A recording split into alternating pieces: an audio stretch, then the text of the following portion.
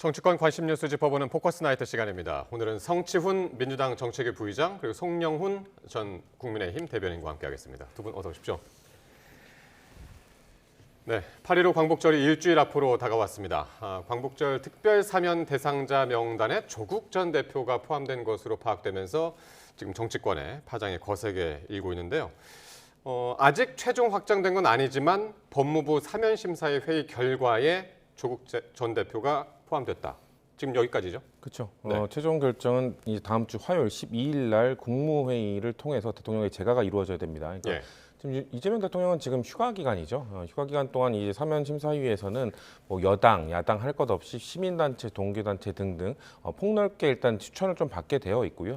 폭넓게 추천받은 명단을 토대로 이 사람을 일단 그 최종 대통령에 올릴 것인지를 심사를 하는 건데 일단 그 명단에 조국 전 장관이 포함된 것으로 지금 확인이 된 겁니다. 그러니까 예. 사실 초반 이 사면을 한 해 만에 나왔을 때 분위기만 하더라도 정치인 사면은 좀 안 할 수도 있다라는 예측들도 있었습니다만 일단 예. 최종적으로는 다양한 정치인들, 여야 정치인들 포함해서 이번에 정치인 사면 명단도 일단 올라간 것으로 확인이 되고 있습니다. 예. 근데 이제 사면심사위 명단에 올랐다는 건 결국에는 이제 조국 전 대표가 사면된다는 것이다. 그 수순이다.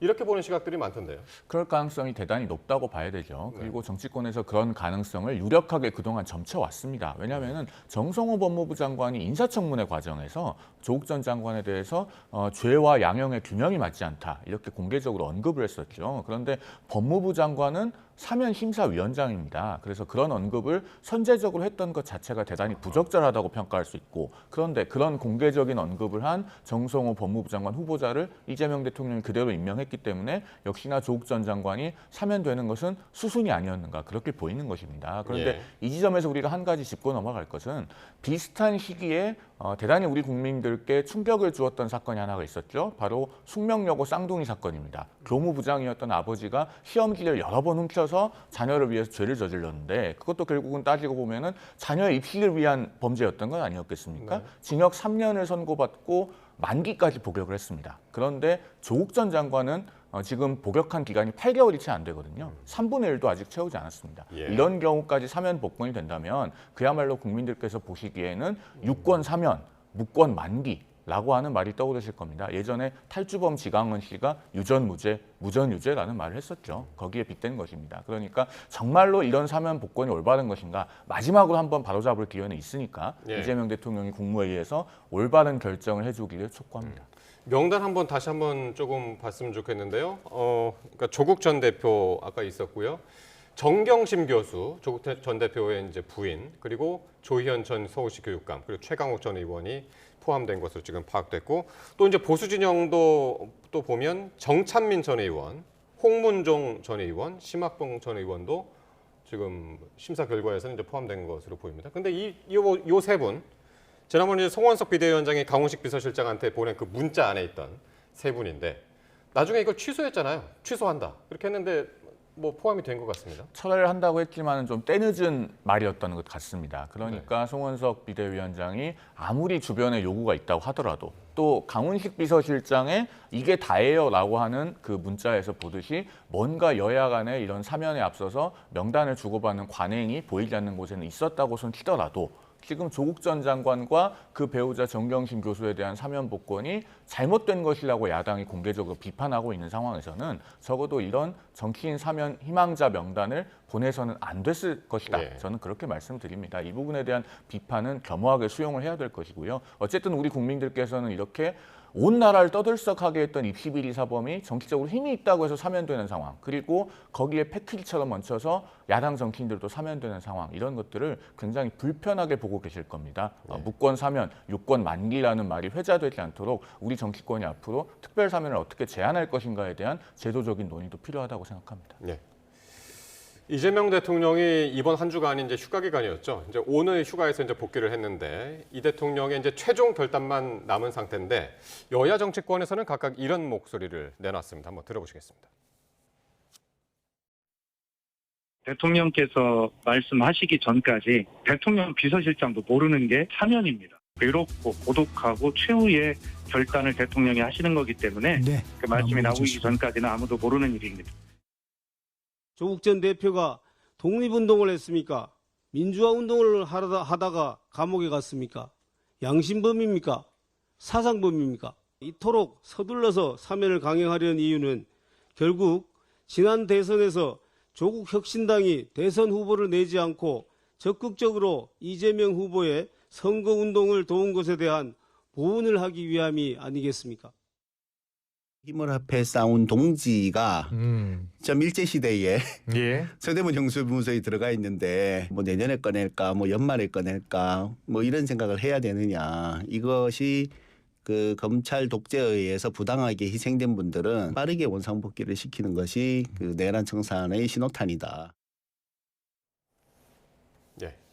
뭐 일단 민주당은 조심스럽고 조국 혁신당은 기대에 차 있고 국민의힘은 최악의 정치 사면이다라면서 이제 강하게 반발을 하고 있는데 먼저 이 민주당 공식적으로는 침묵을 지키고 있습니다. 오늘 아침 최고위원회에서도 이 사면 문제와 관련해서는 일절 언급이 없었고 그런데 그 와중에 민주당의 민형배 의원이 조국 전 대표에 대한 수사가 정치적으로 기획된 것이었다. 그리고 조 전 대표가 그 희생자다라고 했단 말이에요. 오늘 동의하시는지요? 이런 말에? 글쎄요, 그 조국 전 대표가 아무런 잘못이 없는 희생자다라는 말에 동의하는 국민은 그렇게 많지 않을 거라고 보고요. 다만 또 조국 전 대표가 좀 검찰에 의하게 과하게 수사를 받았다는 거에 또 동의하는 부분도 좀 많을 거라고 생각합니다. 그렇기 때문에 좀 민영배 의원은 아무래도 뭐 좀 친했던 가까웠던 사이로서 전 국민의 좀 공감대 수준에서 말한다기보다는 본인의 뭐 개인적 이런 친분 관계에 의해서 조금 더 치우친 발언을 전 한 거라고 보고요. 예. 저는 개인적으로 조국 전 대표는 아까 앞서 뭐 사면명단 우리가 여러 명을 봤습니다. 정치를 계속 하고 싶어 하시는 분이잖아요. 그렇다면은 저는 형을 채우고 만기 출소한 이후에 복권을 받는 것이 본인이 지금 본인을 지지하는 사람 말고 그래도 중도층에 있는 사람들이 봤을 때는 그래 조국 전 대표는 그래도 죗값을 다 치르고 나오지 않았나? 그럼 정치를 할 수 있지라고 판단을 해주시는 거를 이끌어내는 데는 그게 더 도움이 되지 않을까라는 개인적 생각은 갖고 있습니다만 아무래도 조국 혁신당 입장에서는 만기 출소보다는 내년 지방선거를 앞두고 아무래도 당의 간판인 조국 전 대표가 먼저 나오는 것이 필요하기 때문에 좀 강하게 압박을 한 것으로 보여지고요.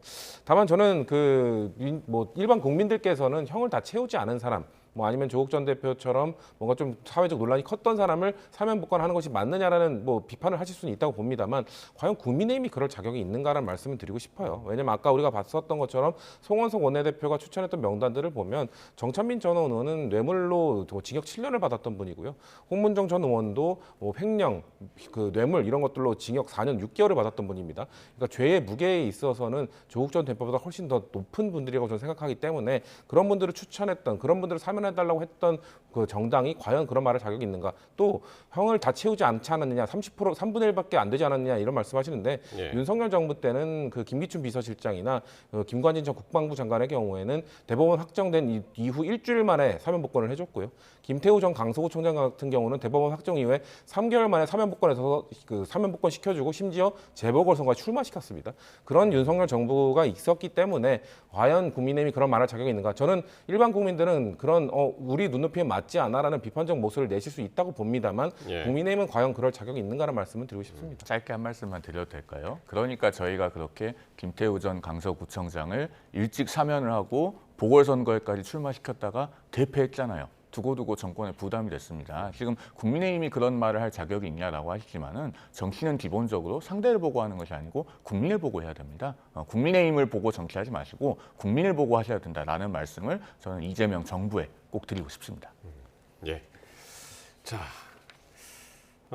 문재인 전 대통령이 어제 SNS에 사진을 올렸습니다. 그 사진 한번 보실 텐데 성당에서 기도를 드리는 뒷모습이었는데 2장을 딱 올렸습니다. 왼쪽에 이제 문재인 전 대통령 혼자 십자가를 바라보고 있는 모습, 뒷모습이고 오른쪽에 이제 김정숙 여사하고 이제 두 분이 같이 기도를 하는 모습. 요게 이제 제목이 지금 밑에 나오지만은 기도 딱 이 두 글자였거든요.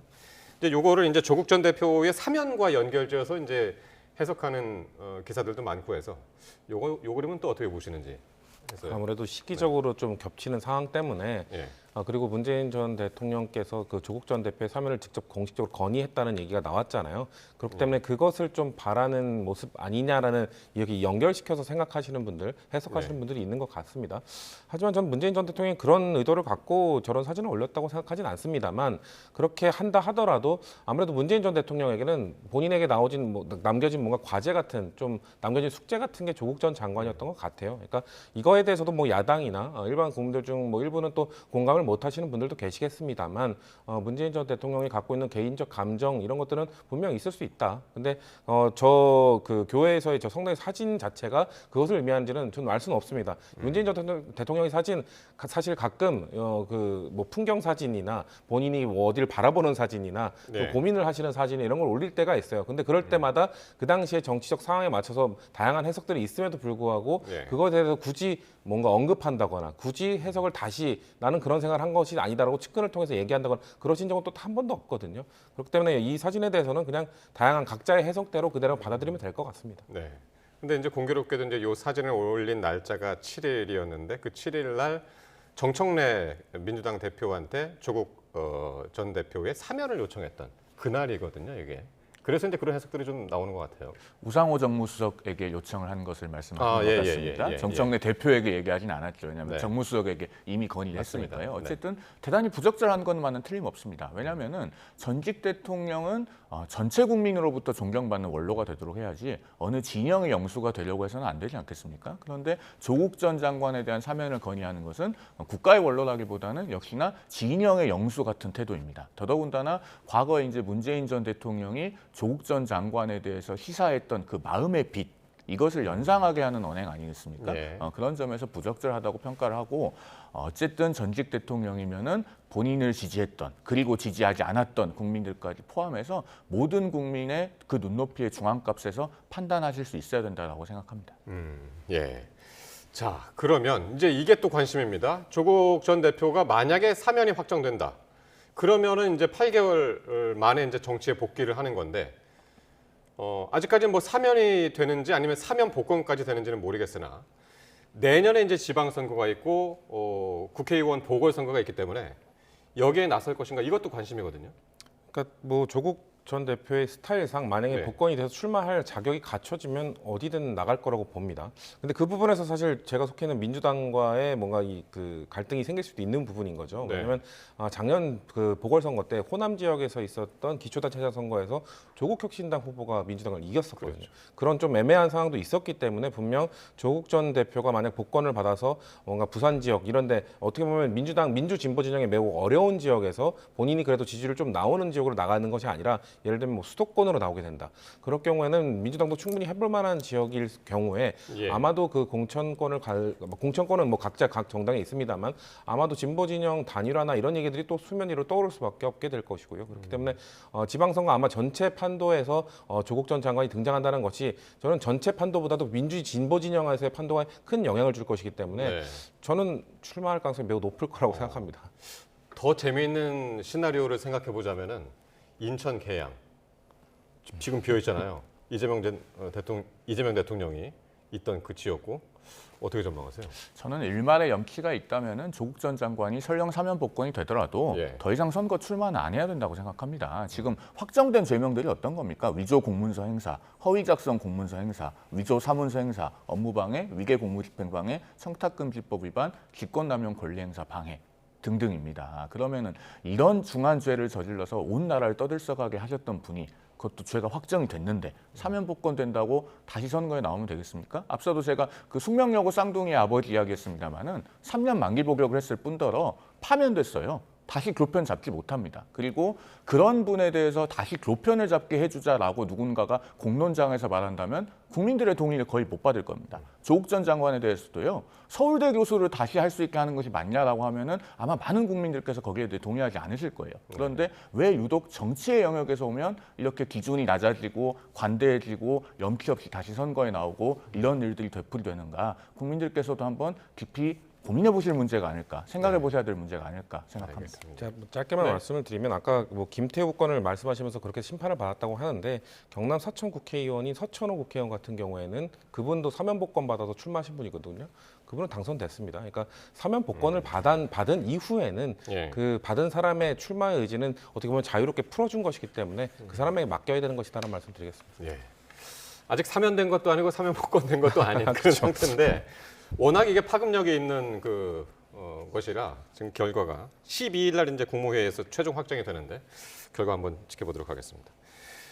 자, 국민의힘 이 당권 주자들이 전당대회를 앞두고 이 텃밭인 대구에서 첫 합동 연설회를 가졌습니다.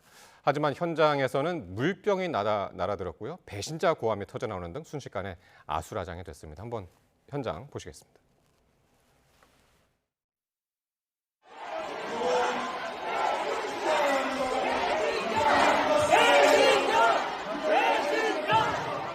김문수 후보와 장동혁 후보는 윤석열 대통령에 대해서 탄핵도 반대하고 또 구치소에 가 계신 윤석열 대통령의 명예가 회복돼야 된다라는 주장이고, 조경태 후보하고 안철수 후보는 찬성했지 않습니까? 민주당 손잡고 대통령 그저 탄핵시키는데, 가결시키는데 찬성했고요.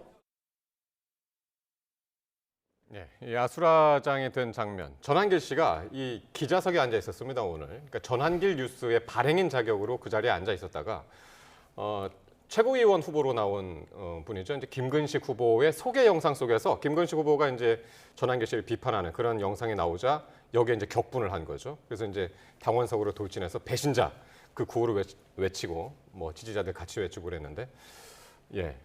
어떻게 보셨나요, 오늘? 일단 전한길 씨가 어떻게 기자석에 앉아 있을 수 있었는지에 대해서 네. 당 선관위가 좀 면밀하게 조사를 하고 그 결과를 당원들이 납득할 수 있게 소상히 공개해야 한다고 저는 생각합니다. 왜냐하면 전한길 씨가 현재 책임당원이 아니거든요. 당비를 납부한 지가 석 달이 채 안 돼서 책임당원 자격을 얻지 못했습니다. 아하, 그러면 예. 저 자리는 원칙적으로 책임당원만 들어가는 자리예요. 그리고 일반 당원도 각 당원협의회별로 50명까지 신청을 하면은 선거인단 자격이 부여됩니다. 그런데 전한길 씨가 선거인단으로 자격을 부여받았다는 보도는 아직까지 없습니다. 예. 그리고 오늘 당에서 밝히기로는 전한길 씨에게 언론인 비표를 지급하진 않았다고 해요. 그런데 프레스라고 되어 예. 있는 그 비표를 차고 기자석에 앉아 있었습니다. 어떻게 된 것인지 조사해야 됩니다. 왜냐하면 전한길 씨가 저 전당대회 합동연설회장에 들어가 있음으로 인해서 굉장히 큰 소란과 소동이 빚어졌고, 그러니까요. 국민들께서 보시기에 좀 눈살이 찌푸려지는 상황이 초래됐잖아요. 예. 이런 것은 분명히 당에 유해합니다. 소상한 조사가 일단 필요하다고 생각합니다. 그러네요. 그러니까 정식 이제 권리당원이 아니라는 얘기죠. 자격이 없다. 그래서 그런지 이제 프레스 자격으로 기자 자격으로 기자석에 앉아 있다가 이제 저런 장면이 연출이 된 건데, 그야말로 이제 오늘 씬 스틸러였습니다. 저도 영상을 보고 참 충격적이었다고 봤는데, 예. 일단 전한길 씨는 본인의 주장과 다른 사람들, 윤석열 전 대통령에서 입장을 달리하는 사람들, 본인과 생각이 다르면 배신자라고 지금 이야기를 하고 있는 겁니다. 네. 이게 얼마나 위험한 생각인지 사실 전 국민, 다수의 국민들이 생각했을 때는 12월 3일 전체 국민을 배신했던 건 윤석열 전 대통령이거든요. 그렇다면 아직도 그 윤석열 전 대통령을 비호하고 그 계엄령을 계몽령이라고 주장하고 공식적인 선거가 치러진 것을 다 부정선거라고 이야기하고 있는 전한길 씨야말로 저는 대한민국 사회의 배신자라고 생각하기 때문에 본인이 그런 말할 자격이 있는가를 되돌아봐야 된다는 말씀을 드리고 싶고, 예. 사실 국민의힘 입장에서는 업보입니다. 탄핵 반대 과정에서 전한길 씨를 비롯한 이런 그 특정 강성 세력들의 지지를 좀 받고자 하는, 예. 그렇기 때문에 전한길 씨의 자유롭게 입을 풀 수 있도록 그 풀어줬던 그런 거를 지금 후과가 지금 오고 있는 거라고 보고 있거든요. 저는 예. 청구서가 날라오고 있는 겁니다. 저희에게 뭐 정치적 청구서다 하면서 오늘 다양한 비판들을 하셨는데, 지금 국민의힘은 지금 그 당시 탄핵 전국 속에서 전한길 씨에게 빚졌던 것들을 지금 다시 청구서를 받고 있는 과정이기 때문에, 저는 아까 말씀하신 것처럼 명확하게 어떻게 그 프레스 그 목걸이를 덜고 들어갔는지, 그리고 저런 행위를 하는 거에 대해서 당은 제지를 할 수 없는지, 전당대회 이제 시작된 건 아니겠습니까? 네. 만약에 남은 전당대회 기간 내내 아마도 전한길 씨를 전당대회 그 연설회장에 풀어주게 된다면 예. 계속해서 들어가서 본인과 입장을 달리하는 후보자들에 대해서 배신자를 연호하게 될 텐데, 그러면은 정상적인 전당대회가 되겠습니까? 저는 국민의힘이 과연 전한길 씨에 대해 어떻게 처분하는지가 이번 전당대회가 그냥 진짜 전당대회인지 아니면 전한길 대회인지를 가늠하는 여부가 될 거라고 생각합니다. 그러니까요. 오늘이 대구 경북 지역, 그러니까 전국 합동 연설회 중에 이제 첫 합동 연설회였고, 다음 주에 이제 화수목 해가지고 이제 전국을 간단 말이에요. 이런 장면이 계속 연출이 될지, 연출이 된다, 뭐 연출되지 않았더라도 어쨌든 이제 지금 반탄, 찬탄 이렇게 이제 갈리는 분위기 아닙니까? 이게 전한길 씨가 어느 정도 이 전당대회에 영향이 있을지, 어떻게 보십니까? 어느 정도의 영향이 있을지는 현재 가늠하기는 어렵습니다만 전당대회장에서 저런 모습이 연출되는 상황을 조기에 진화하지 못하면 국민의힘 전당대회는 컨벤션 효과가 있기는커녕 역컨벤션 효과, 그러니까 전당대회를 하는데도 지지층이 결집해서 정당 지지율이 상승하는 것이 아니라 예. 오히려 계속 하락하는 상황에 직면하게 될 것이 우려됩니다. 그런 우려가 들기 때문에 제가 앞서도 전한길 씨가 어떻게 프레스비표를 지급받지 않았다고 하는데도 그것을 명찰을 차고 기자석에 앉아 있을 수 있었는지 당선관위가 조속히 소상하게 조사해야 한다고 하는 겁니다. 예. 오늘은 배신자를 연호하는 정도에 그쳤다고 하지만은 만약에 저런 상황이 계속 과열되면은 정말로 물리적인 충돌까지 발생할 수도 있거든요. 예. 그런 불미스러운 상황만큼은 정말 막아야 되지 않겠습니까? 예. 그리고 저런 합동연설의 자리에 가는 당원들께서도 조금 더 침착함을 유지하시면서 여러 후보들의 정견을 좀 경청하는 그런 성숙한 당원의 모습도 보여주시기를 아울러 당부드립니다. 오늘 전 씨가 이제 본인의 유튜브 방송을 저기서 라이브로 이제 진행을 했는데 그러면서 뭐라고 했냐면 오늘 지나면 전국 뉴스에는 전한길만 나올 것이다.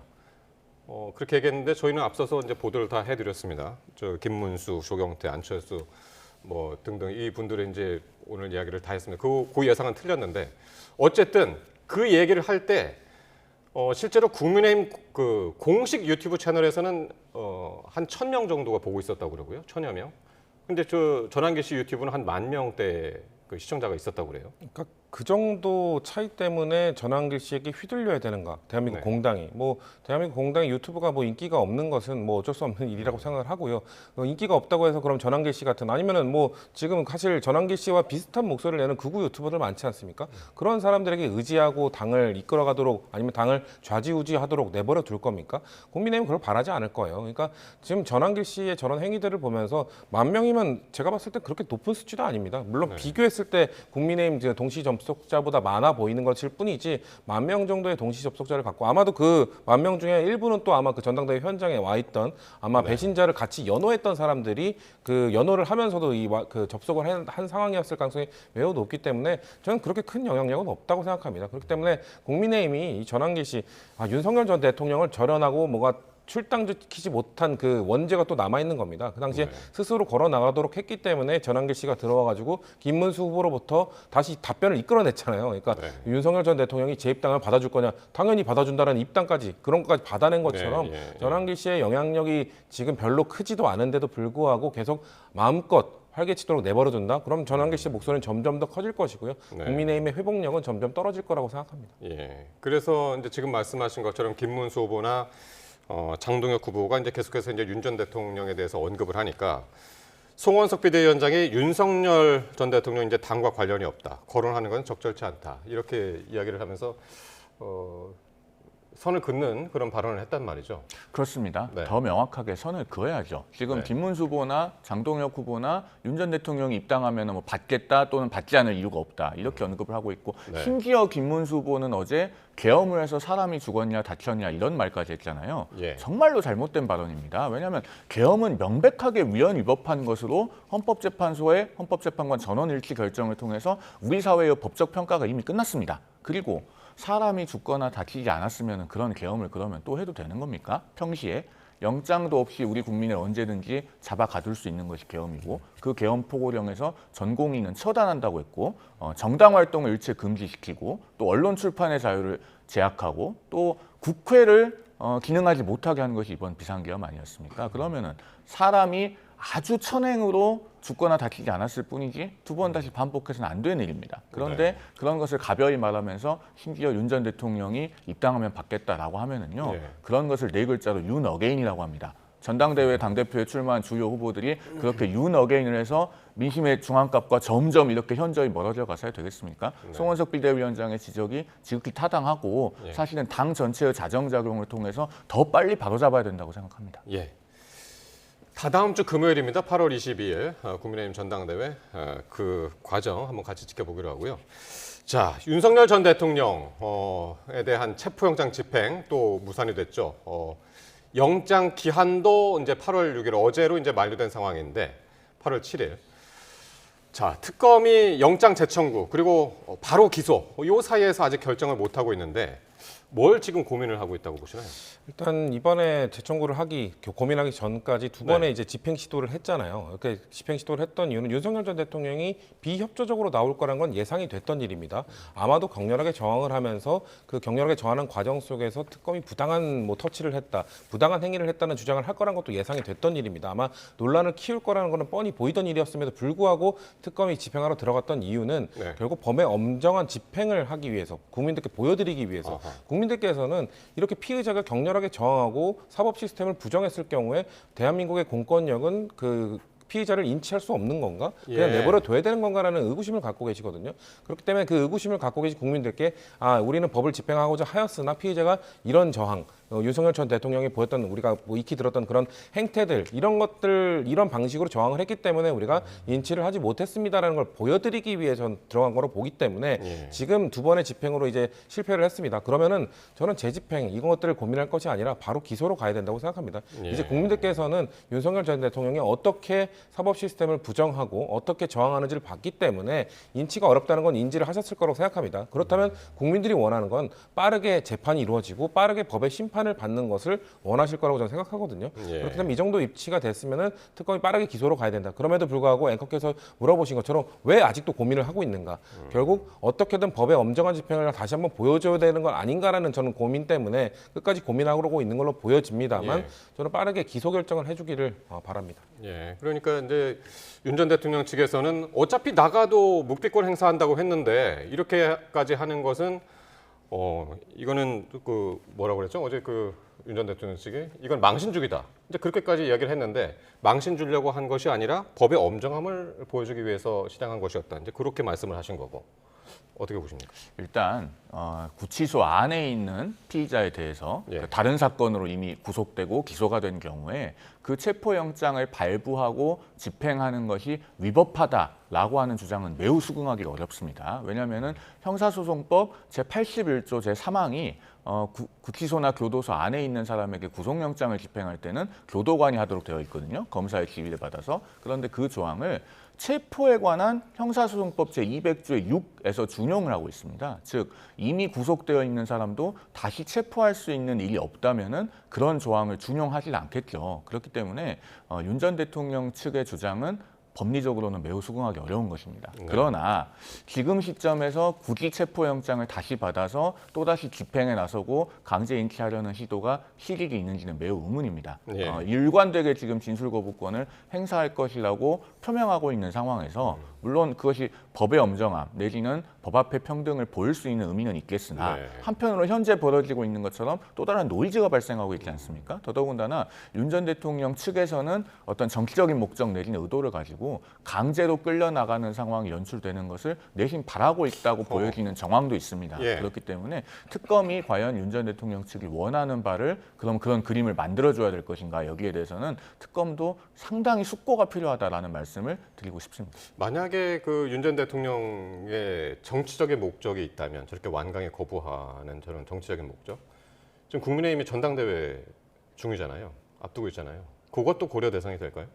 전당대회를 고려하고 있는지는 제가 알기 어렵습니다만 그것이 우리 사회 전체적으로 바람직하지 않을 것임은 분명합니다. 왜냐하면 윤 전 대통령이 생각하고 있는 그런 정치적인 목적이나 의도라고 하는 것은 역시나 그것도 네 글자로 표현하면 윤 어게인입니다. 즉 장외의 본인의 지지층을 결집해서 더 큰 목소리를 내달라고 하는 것인데 결국에는 그것은 위헌위법한 비상계엄을 정당화하거나 합리화하거나 옹호하는 목소리로 귀결됩니다.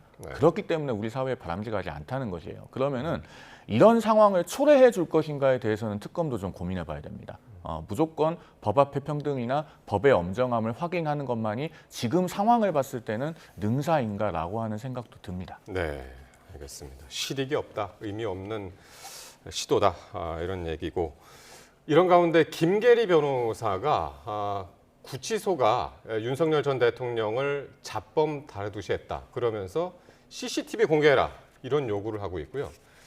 동시에 이게 그 연관은 없습니다만 민주당에서는 다음 주 월요일 날 11일에 서울구치소를 재방문해서 윤석열 체포 거부 장면을 보겠다. CCTV 열람을 지금 요구를 했단 말이에요. CCTV가 중요한 역할을 할까요? 이 과정에서 어떻게 보시나요? 저는 민주당도 요구하자고 하고 있고 네. 김계리 변호사도 요구하자고 보여주자고 하고 있고 그럼 네. 공개하면 되는 거 아닙니까? 공개해도 저는 무방하다고 생각합니다. 왜냐하면 아까 말씀드린 것처럼 윤석열 전 대통령이 얼마나 전직 대통령으로서 일말의 책임감도 느끼지 않은 채로 어떻게 저항했는지를 국민들께서 좀 보실 필요도 있다고 생각합니다. 저는 근데 예. 선택적으로 봐야 되겠죠. 그걸 보고 싶지 않은 분들도 있을 것이기 때문에 그런 것들 영상이 공개됐을 때 찾아보시는 분들 어떻게 전직 대통령이 정말 끝까지 어떤 모습을 끝까지 참 무책임한 모습을 보였다는 걸 확인하고 싶은 분들도 있을 거기 때문에 네. 아마 김계리 변호사가 얘기하는 거는 특검이 아주 강압적으로 얘기를 했다.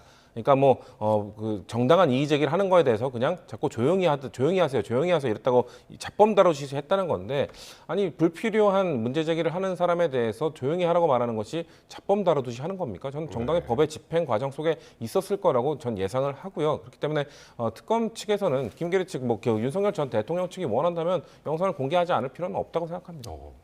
이게 공개가 되고 이게 방송에서 다뤄질지 안 다뤄질지는 모르겠으나 방송에 다룬다면 굉장히 선정적인 장면이 될 것 같은데 어떻게 보시나요? 그렇게 되면 이제 점점 사안의 본질로부터는 벗어나는 것이죠. 과연 이런 것이 바람직한 일인가에 대해서 정말 모든 사건 관계자들, 특히 윤 전 대통령 본인을 포함해서 정말로 숙려가 필요하다 그런 말씀을 드립니다. 그리고 현재까지 제가 영상이나 그 장면을 직접 보지 못한 상태에서는 윤 전 대통령 측의 주장에 대해서 그렇게 높은 신빙성을 부여하기는 유감스럽지만 어렵다. 라는 말씀도 아울러 드리지 않을 수가 없습니다. 왜냐하면 김계리 변호사가 지난번에도 그 서울구치소가 윤 전 대통령에게 운동 시간을 주지 않는다라면서 인권 침해다라고 주장을 했는데 구치소 측에서는 실내 운동 시간과 횟수 등은 일반 수용자와 동일하게 부여하고 있다. 이렇게 이야기를 했고 또 윤 전 대통령 측에서 당뇨와 안과 약을 반입하지 못해서 복용하지 못하고 있다라고 하니까 역시나 구치소 측에서 사회에서 복용하던 약은 반입을 거쳐서 지급했다. 라고 밝히지 않았습니까? 예. 더더군다나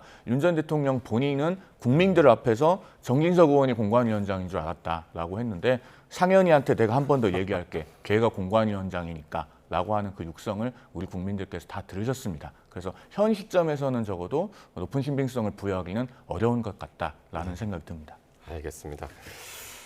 특검이 과연 체포영장을 재청구할지 아니면 바로 기소에 들어갈지 같이 지켜보도록 하겠습니다. 지금까지 성치훈 더불어민주당 정책위 부의장 그리고 송영훈 전 국민의힘 대변인과 함께했습니다. 고맙습니다.